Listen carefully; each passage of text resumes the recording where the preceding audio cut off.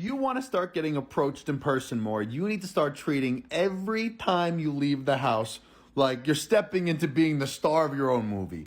Welcome to the Daddy Academy. People's eyes gravitate to where the high vibrational energy is. Have you ever been in a room, let's just say in a bar, for example, and a few people walk in and you just can tell that they are loving life and having an amazing time? You're just like, your eyes are just glued to them and you're just watching and you're like admiring that mindset because it's addicting. A lot of people nowadays, because of our fucking phones and stresses and work, tend to kind of sit in a mid to lower vibrational state. So when you see somebody who is like out of their mind and into their body and in the present moment, it's very attractive. Like you want to look at it, you want to interact with it. So if you want to start getting approached more in person, when you leave the house, you want to like get into a habit of chatting it up with strangers, right? You go to the coffee shop, chat it up with the woman behind the counter, right? Like, and genuinely do it. Not just like, I'm just trying to do this because Nico said so on TikTok. Like, genuinely try to strike up conversations with strangers that you see throughout your day. And treat your life like it's a movie and you're the star of it. Everybody wants to talk to you. And get out of your mind, get into your body and into that present moment every time you get a chance to do so. This is what happens. When you start to do that, like I said, eyeballs are going to you, right? And whose eyeballs might go to you? Maybe the guy that walked into the coffee shop behind you that you didn't see coming. And he sees you smiling, chatting it up with the woman behind the front desk.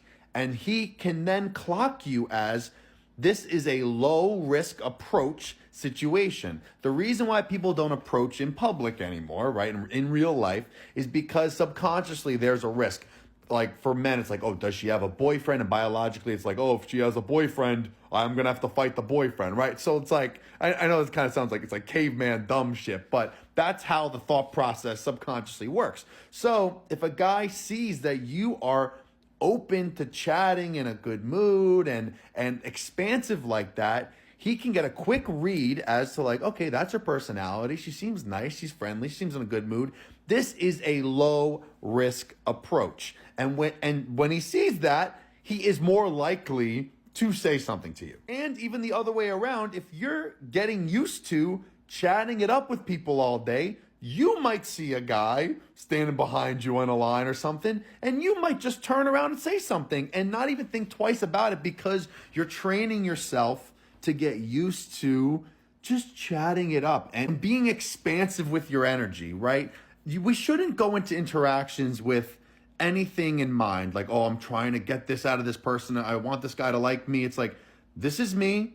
I love who I am. I love the moment I'm in, and I love how I feel, and I want to spread positivity. When you start looking at dating and life and your day-to-day as, I want to make other people feel happy, good, and just spreading that joy, you'll be amazed as to what starts to attract itself to you.